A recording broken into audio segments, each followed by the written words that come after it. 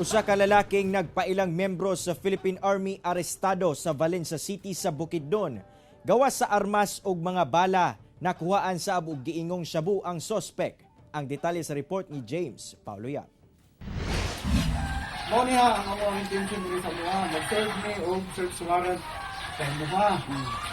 Armado og search warrant gisulod sa mga operatiba sa Regional Special Operations Unit 10 ang panimalay ni Miguel Alquisola sa Puro 4, Barangay Poblasyon, Valencia City, Bukidnon.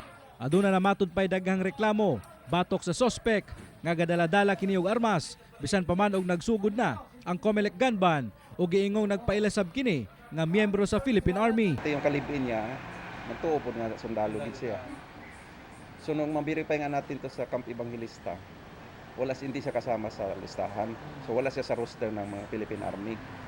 So dito na ta nagduda. Kaya nagkaroon tayo ng validation and casing surveillance niya. It turned out na diligay siya Army. Unang i-applyan na ito search warrant. Atol sa pagrikisa, nakuha ang usa ka punto 45 nga armas nga gisuksok ilalom sa sofa.